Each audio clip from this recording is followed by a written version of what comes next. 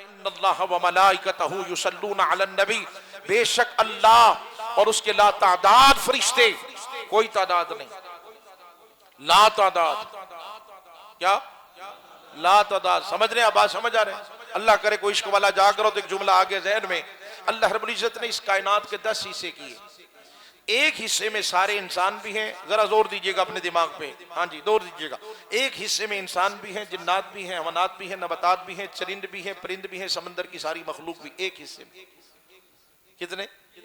وقت نہیں، میں اسی پہ وضاحت کروں گا، پورے جمعہ کا ٹائم گزر جائے گا، سب ایک حصے میں، سارے انسان، کتنی تعداد ہے؟ اربوں، جنات اس سے بھی زیادہ، سارے انسان، جنات، حیوانات، نباتات، چرند، پرند، سب کے سب کس میں؟ 9 حصے کیا ہیں؟